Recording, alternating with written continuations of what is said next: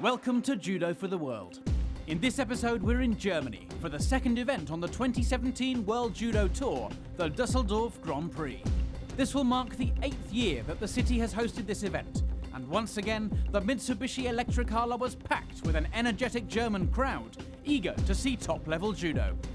And they would be in for a treat, as one of their up-and-comers had made the final at under 57 kilograms. And we'll show you how she got on. There's plenty of fantastic action to recap, plus we'll see what Judo for the World discovered on a trip to Peru.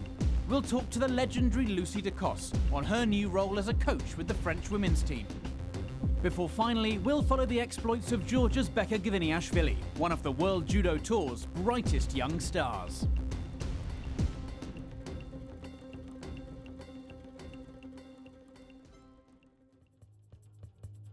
We start at under 100 kilograms, where Japan's Aaron Wolf was the man on form. Looking to build on his 2 World Judo Tour golds and stake a claim to a spot at this year's World Championships, he displayed some fine throwing skills, and after defeating Great Britain's Ben Fletcher at the semi-final stage with a superb Uchimata, he was well on track to being crowned Dusseldorf champion. Belgium's Toma Nikiforov would be his opponent in the final. Your commentator is former world champion Neil Adams. Well, Wolf has been on great form all day. Left-hander, and Nikiforov right-handed here, so look at the W effect of the legs there. Ochi there from Wolf. Got to get up from there. Now what's going to happen? Nikiforov's gone for the shimiwaza. Can he get the leverage? Yes, he can. What an Ippon that was from Nikiforov. And that was a really bad mistake there from Aaron Wolf. He just stayed there, almost put his chin up, and Nikiforov took advantage. He wrapped the jacket round the neck, and look at the leverage he gets there into the crook of the leg, and, well, Wolf had to submit. Brilliant stuff from Nikiforov. The transition was perfect, but you wouldn't expect a mistake like that from somebody of Wolf's ability. He paid the price, and Nikiforov takes gold. One of judo's all-time greats is France's Lucie Decosse. The Olympic and triple world champion has now made a return to the World Judo Tour, this time as a coach, and we spoke to her about her new role in Dusseldorf. I think I'm rather calm. I try to give a lot of information before the contest.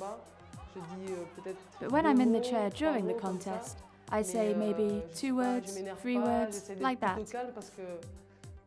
I don't get stressed and animated. It's more calm, because I know that when you're on the mat, there's pressure and tension. So I don't want to negatively affect the athlete. So I try to be more simple, and also try to motivate and encourage them for their 4 minutes.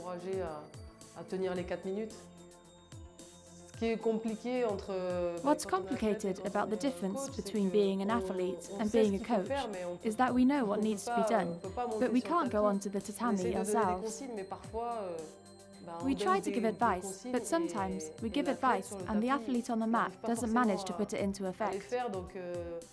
So, you have to stay calm, try to give the best advice beforehand, and above all else, give the athlete confidence. But it's true that on a few occasions, I've wanted to get on the mat and go and fight. There at the event, I'm happy for the athletes when they win, but I'm thinking straight away about the next events, about the World Championships and the Olympic Games. So at the event, I'm calm and happy, but I'm thinking about the work to come afterwards. At a World Championships or at the Games, we'll find out when the athlete wins. I might jump around and cry, I don't know, we'll see. And at under 63 kilograms, Decosse has her work cut out. As in Paris, Slovenia's world and Olympic champion Tina Trstenjak reinforced her dominance over world number 2 Clarisa Gbegnanu by defeating her on home soil at the Paris Grand Slam just 2 weeks ago. And Trstenjak looked destined to face off against her again in Dusseldorf. But after winning her opening contest, she suffered her second straight defeat to Japan's junior world champion Nabukura Nami and would have to be content with bronze. Nabukura was then defeated herself, losing out to the home favourite and world number 14, Martina Tridos, who would contest the final in her place. With Tersteniak out, the path was clear for Agbegnanu, who showed the extent of the gulf between her and her closest rivals in the division as she easily progressed to the final, throwing Great Britain's Lucie Decosse with an unorthodox hip throw at the semi-final stage to book a matchup with Decosse for the gold medal. Agbegnanu is clearly the best of the rest in the category. How would she get on in the final? Well, left against left here. Agbegnanu so strong today. Of course, with Tersteniak out of it. Now what's going to happen? Osoto's going to happen there. Decosse went left to left with her with the Osoto and paid the price there. Changed it to the, well, Osoto Otoshi, but took her cleanly onto her back there. Decosse, she was looking for the same thing. Just turned her back that little bit too much. And Agbegnanu shows what class she is, and she takes the gold medal here in Dusseldorf.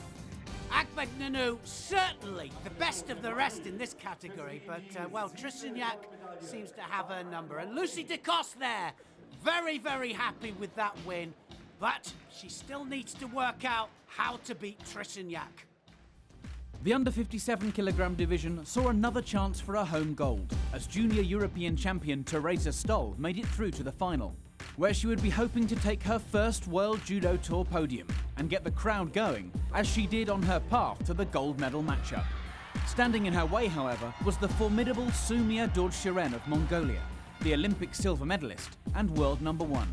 With the final deadlocked after 4 minutes, it went into golden score.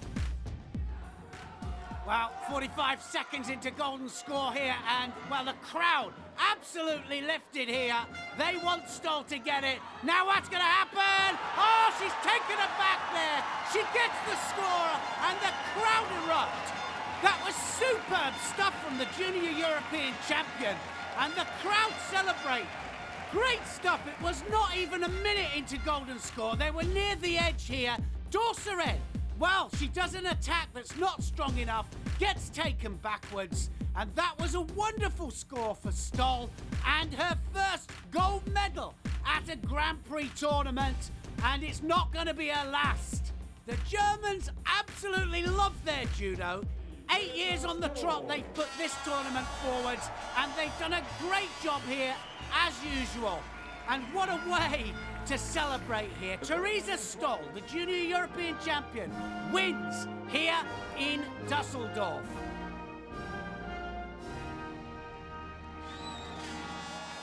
Thank you very much. Now, family picture with you. Let's step away from the madness of the electric halle to see the many forms of judo in Peru.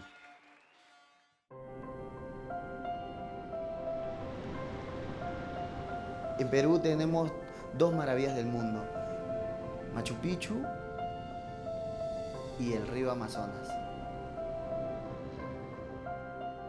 La gente es muy jovial, muy alegres, muy amigueros. Tenemos una historia muy rica.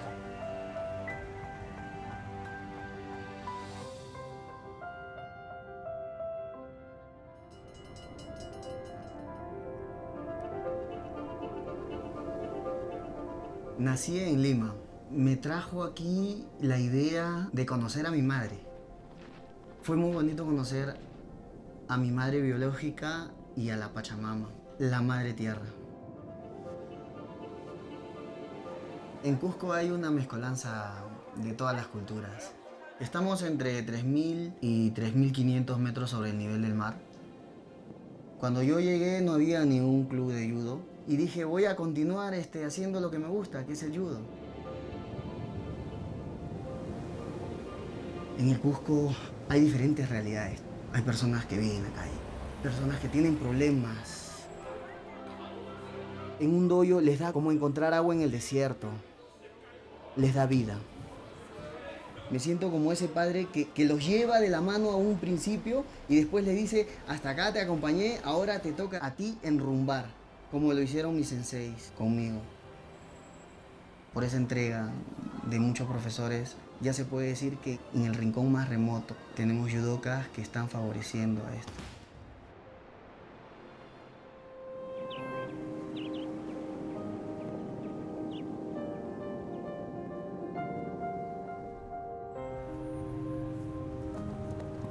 Iquitos es una de las ciudades más alejadas de la capital. Estamos rodeados por 3 ríos y solamente existen vía fluvial y vía aérea. Es una isla prácticamente. Voy a cumplir 25 años de casados, tengo 2 hermosos hijos y una familia judoka que me respalda. Mi primera clase en Iquitos fue acá en la casa de mis padres. Me traje los colchones de paja a la casa y así pasó más de una década. En esas épocas los chicos iban para la delincuencia y esto me mantenía haciendo cosas sanas y mantenía a los chicos fuera de eso. Yo le agradezco mucho a mi mamá porque ella me decía, tú das oportunidades en la vida. El sensei Luis Enrique es como un padre. El judo me da un respeto para las demás personas. El judo me dio muchas oportunidades. También una es la oportunidad que me dio de viajar y me hizo bastante amistades. El sensei me gusta porque te ayuda a ser como un padre para tus hijos. Yo creo que el judo va a crecer bastante porque hay bastantes alumnos y de los alumnos nace el sensei. En la mente del Shihan Jigoro Kano estaba de que el judo se disperse y que se conozca esta disciplina. Y yo lo aprendí en la capital, lo traje a mi región y ahora lo llevo a las comunidades. Y poco a poco la selva se va a llenar de judokas.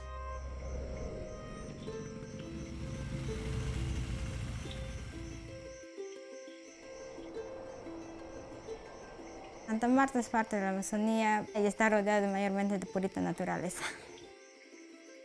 Aquí están contentos todos, felices porque aunque no tienen pues como es en la ciudad sus luces, se viven pues de su casa, todos felices por la naturaleza que tienen a su alrededor. El judo forma parte de esa felicidad que tenemos nosotros aquí. Aquí ha cambiado bastante desde que el judo ha llegado. El judo pues es algo lindo que a mí me nace del corazón. Empecé el judo aquí, pero ahora ya me voy a la ciudad, a Iquitos. De aquí agarro un motocarro, me voy en peque una hora. Pero cuando el agua baja, me voy caminando 45 minutos por la playa.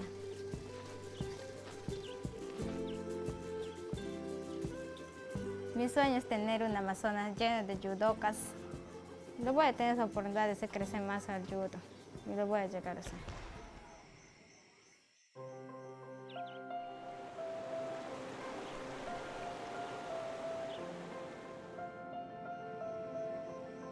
El sensei es una persona muy importante porque por el compromiso que ellos tienen con esta disciplina están haciendo que haya una familia y que cada día haya más judokas comprometidos para que este deporte siga creciendo. Yo creo que el judo crece en los sitios más lejos de la ciudad porque las personas que aprendemos judo somos personas apasionadas y es por el amor, por los valores que nos está sembrando esta disciplina.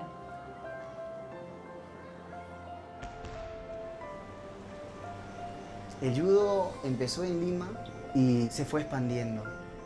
Cuando el judo se extiende, trae la amistad y la prosperidad mutua, porque todo es unión.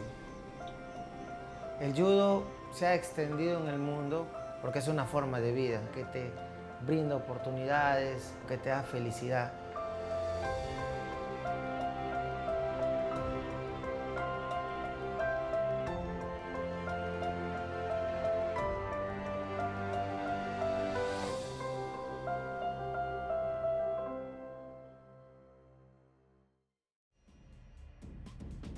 The under 73 kilogram bracket in Dusseldorf saw Georgia's Rio Olympic bronze medalist Lasha Shavdatuashvili in fine form. The former under 66 Olympic champion was throwing in all directions as he decimated his opponents along his path to the final. The world number 5 has shown the world what he can do on the Olympic platform and will be looking for the only medal he lacks this summer at the World Championships in Budapest.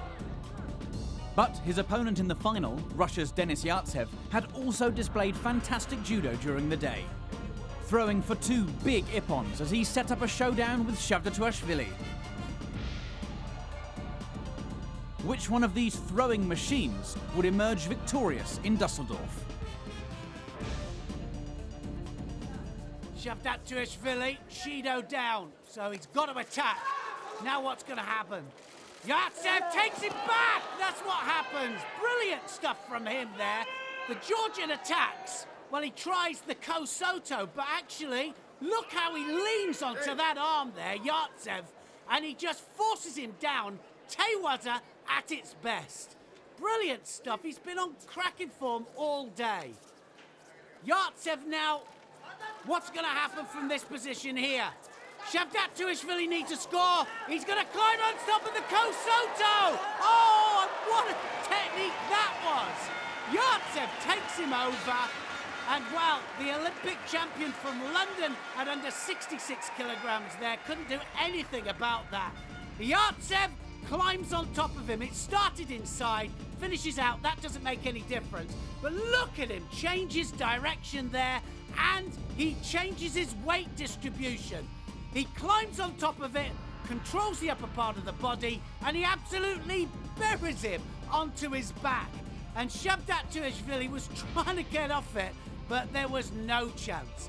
The gold medal to the Russian, and that was a brilliant performance.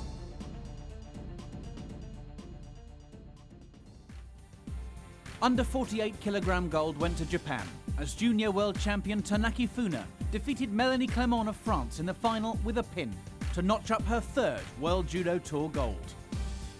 But it was Romania's Monica Ungureanu who stole the show, taking bronze with a wonderful Ippon win against France's Melody Vogani. Up one weight, Japan were on point again, with Abe Uta making history as the youngest ever World Judo Tour gold medalist at just 16.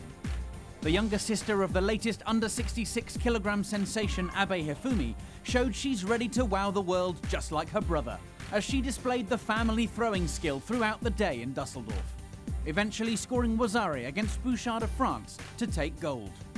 Abe is definitely a name for the future. Once again, there was a strong show from Romania in one of the bronze medal contests, as Florian produced a fabulous example of Subami Geishi, countering her opponent's foot sweep with one of her own to pick up the win. Great stuff from Florian, and a moment for judo connoisseurs to savour. Japan were flying, and at under 70 kilograms added yet another gold to their medal haul, thanks to Arai Chizuru, who took on the power of young Frenchwoman Marie-Eve Gehi in the final. After building a strong lead, the world #1 counter-attacked to force Gehi onto the ground, where she secured a pin, winning her 2nd World Judo Tour gold on the bounce in the process. Up one weight, there was yet more Japanese gold, as world champion Umeki Mami came up trumps by defeating Madeleine Malonga in the final. Like Arai, using a pin to get the job done against the Frenchwoman. Lucie Decosse will surely have some groundwork training in store for her flock, with both her athletes losing out on the ground in the final to the notorious strength of Japan's women. At over 78 kilograms, the Ukraine's Irina Kinzerska denied Japan another gold when she caught Tashimoto Megumi for a Wazari in golden score to ensure it was her topping the podium in Dusseldorf. Moving across to the men, at under 60 kilograms, former world champion Ganbat took gold, as the Mongolian defeated Georgia's Papanashvili in the final by a Wazari. Georgia's Vazamar Gviniashvili emerged victorious at under 66 kilograms after a fine display of throwing judo throughout the day, capped off by this Wazari in golden score against Japan's Isoda Norihito, which gave him the win in the final. A great performance from Margvelashvili. Under 81 kilogram gold was taken by Russia and Aslan Lapinagov, after Hungary's Ungvari Attila was unable to contest the final. And all eyes were on Lukas Kapalik in Dusseldorf, as the Czech debuted at over 100 kilograms on the World Judo Tour. After defeating the enormous Romanian Netea, the reigning under 100 kilograms Olympic champion met his match in Japan's Kagiura Kokoro, as he found himself on the wrong end of this spectacular dropping shoulder throw. Kapalik then lost out for bronze to Kazakh Shinkiev, meaning he would leave empty-handed. He'll need to improve if he hopes to make the grade in his new weight. Japan's Olympic silver medalist Harasawa Hisayoshi started the day as favourite for gold, progressing to the final with two near-identical Ouchigari Ippons. Causing an upset, though, was Kagayura, who defeated his compatriot in the final with a skillful counter-attack for Wasari, which stunned Harasawa and gave Kagayura his first World Judo Tour gold medal. In at 3 on our list of the top Dusseldorf Ippons is Tunisia's Faraj Dweeby with this spectacular Osotogari. Dorjsuren is in at number 2. This technique saw her using barely the tips of her opponent's fingers for grip, as she got enough pull to rotate netto onto her back. Our number 1 Ippon came at under 81 kilograms, as Portugal's Anria Gutidze and Moldova's Dorin Gotanoaga contested a bronze medal. Gotanoaga has really shown some great judo today. Now what's going to happen here? He's got the grip he wants. Beautiful change of direction, and he gets a bronze medal. That was super change of direction there. Had that grip underneath the arm, and then he just twitches one way, goes the other. I know that the IJF have signed a development agreement with Moldova, and, well, it's going to produce more fighters like this one. Bronze medal for Gotanoaga. One of world judo's most exciting prospects competes at under 90 kilograms. At just 21 years of age, Georgia's Beka Gviniashvili is already a World Masters champion, one of 6 World Judo Tour golds to his name. Just months before Rio, domestic competition from Valam Lipitiliani meant he was forced to move up to under 100 kilograms, yet was still able to gain enough ranking points to qualify. And despite not getting a medal at the Games, his efforts in securing his place at the higher bracket made him a firm fan favourite, and his exciting style of judo makes him one of the most eagerly anticipated competitors on the tour today. With Lipitiliani now moving up, Gviniashvili has come back down to his natural weight and plans to take the bracket by storm. Some fast footwork against Mongolia's Bandiku scored him Ippon in his opening contest, before Germany's Mark Odenthal found out the hard way just how powerful the Georgian can be, as he was caught for a Wasari and then pinned for the full Ippon score. Next, Gviniashvili used his feet again. This Wasari against another German, Eduard Trippel, would eventually see him into the final. There, he would face Russia's Kusen Kalmazeyev. What a match from these two, going hammer and tongs at it, looking for the score all the time. 2 Shidos up there to Gviniashvili, he's got to attack. Kalmazeyev looking for the Ippon though, as Gviniashvili is as well. Now, this could be dangerous, they both got the same grip! Oh, look at that! A Wasari given directly into the hole down there. Gviniashvili and Kalmazeyev went for the same technique, and, well, it just happens that Gviniashvili came off the better of the two. He lands in the hold down. He wasn't going to let go of that. Wasari given for the score. Look at that Makakomi. He wasn't going to let go of that one. He turns it into Yashiro Kesakatami, and I think that, well, he was never going to get up unless the referee dragged him. They both went for it, didn't they? Kalmazeyev went for the same technique, but Gviniashvili had more rotation. And by the looks of that face there, more determination as well. It was his first Grand Prix win since the Olympic Games, and it's at under 90 kilograms, and it's not going to be his last, I can tell you. Brilliant performance from Gviniashvili. Thank you very much.